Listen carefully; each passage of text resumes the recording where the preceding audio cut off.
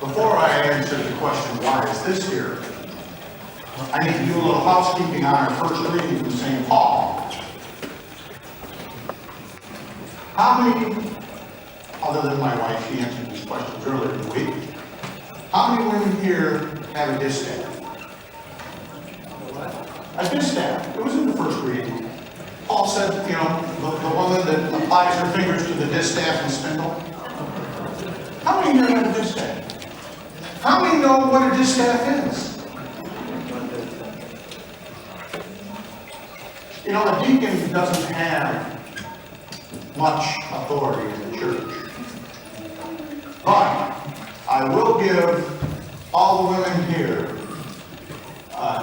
dispensation from Paul's standards of what a good wife is in relation to having to have a distaff and a spindle. That was a joke. My wife claims she does have a distaff and a spindle, although I don't know where they are, and that I should be praising her at the city gates.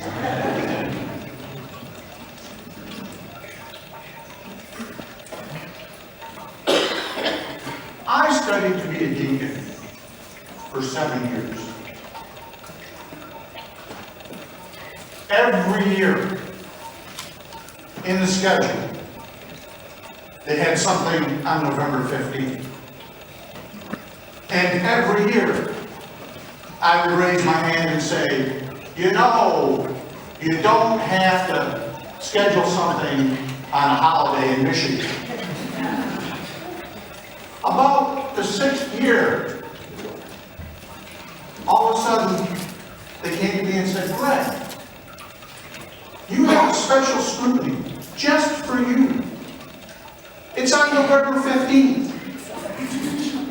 Huh!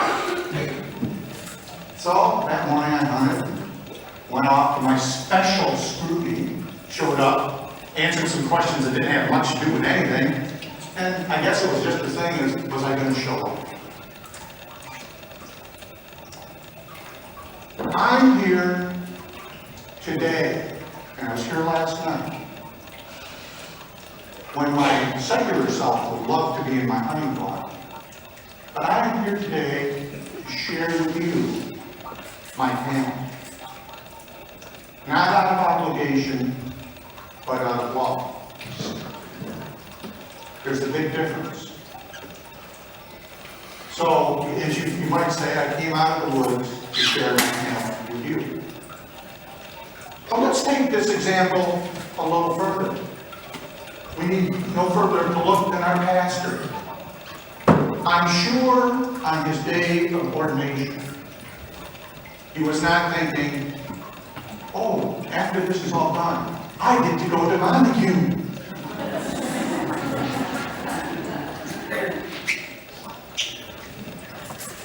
If he was willing to come from Nigeria to share his talents with you out of love, we need to think about it. We can take it up another level. Let's look at our new bishop, Bishop Wakobi. Just a while back, he was a pastor in Cleveland. I don't think he was thinking, the phone's going to ring, I'm going to be the next bishop of the Diocese of Grand Rapids. But it did ring, and he did answer the call. And he is sharing his talents with the Diocese of Grand Rapids. Let's take it up one more level. Pope Francis, 2 years ago, I don't think he was thinking, Benedict's going to resign, and I'll be the next pope. He was too busy dealing with the poor in Argentina. But here he is, Pope of the Church, sharing his talents with us.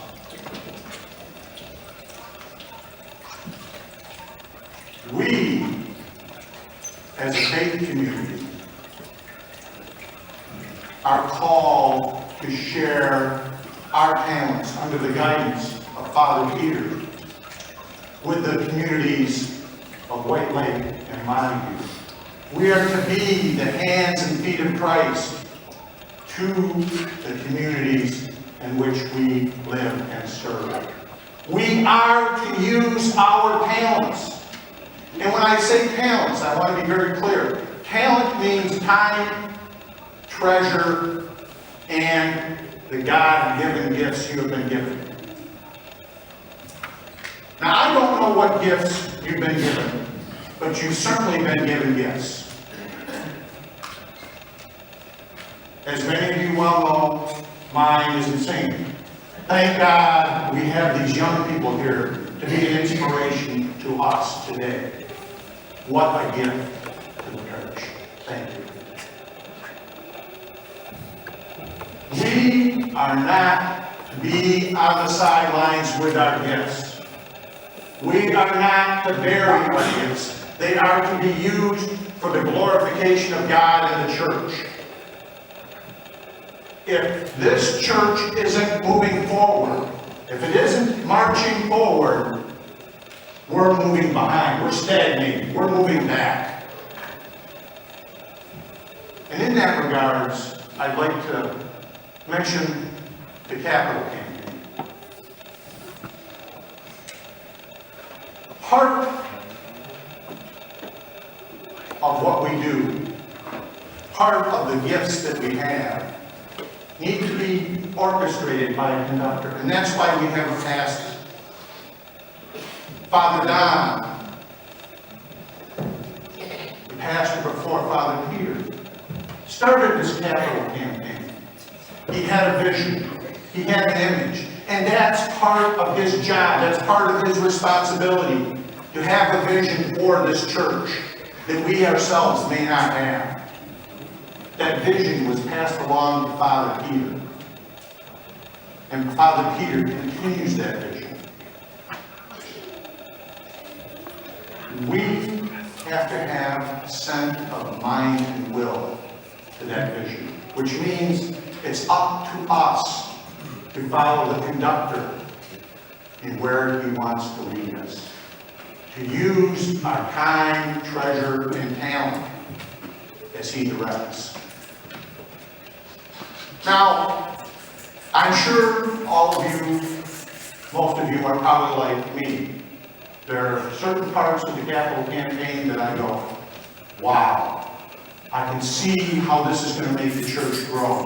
I can see where this is going to lead us. I can see it, I can feel it. This is a great thing. And then there's some of the other parts of it where I go, yeah, okay. But that doesn't matter because I'm called to support my will for a pastor. Not as an ordained person, but as a member of the congregation, or the member of this faithful. So, we all have talents. This is an amazing parish. You do amazing things. You inspire me time and time again in what you do. Things like the Giving Tree are amazing things. They do so much for the community. And it's because you have taken your time, treasure, and talent and put it to work. Other parishes can follow the example that has been set here. We are called to not bury our talents, but to use them wisely for the advancement of the kingdom here on earth.